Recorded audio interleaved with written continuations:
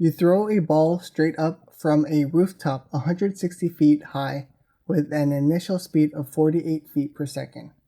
The formula h equals negative 16t squared plus 48t plus 160 describes the ball's height above the ground h in feet t seconds after you throw it.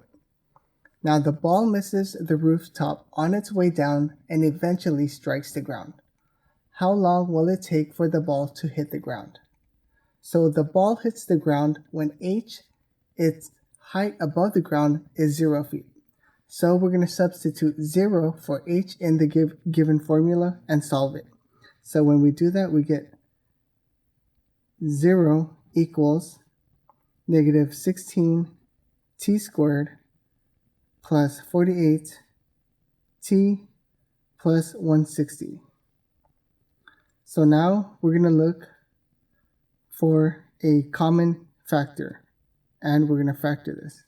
So here we have a 16, we have 48, and we have 160. So we can see that 16 is one of our greatest common factors. Here we have a variable t squared. Here we have variable t, but we don't have a variable here.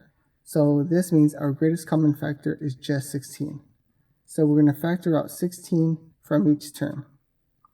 So when we do that, we get 16 times negative t squared.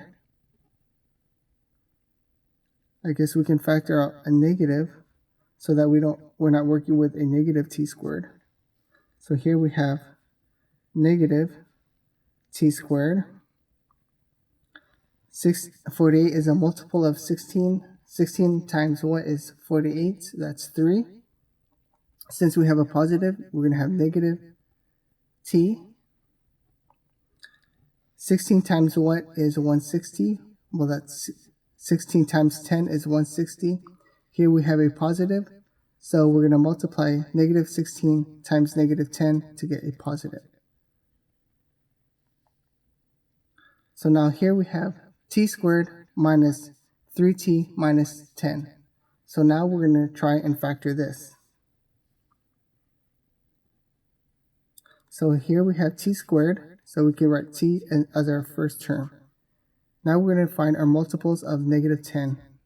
Well, that's negative 10 times 1, negative 1 times 10, negative 2 times 5, and negative 5 times 2. Now we're going to add them up and find the sum of our middle term. So when we do that, we get negative 10 plus 1 is negative 9. Negative 1 plus 10 is 9. Negative 2 plus 5 is 3.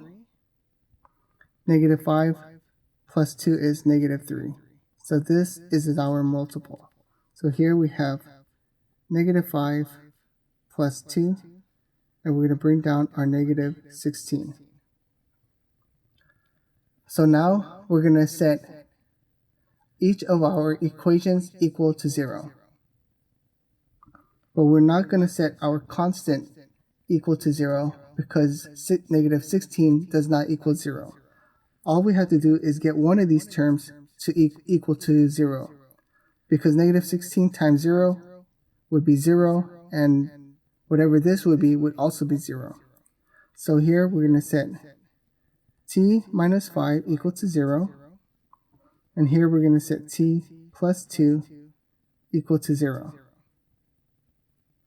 So now we get t equals 5 and t equals negative 2.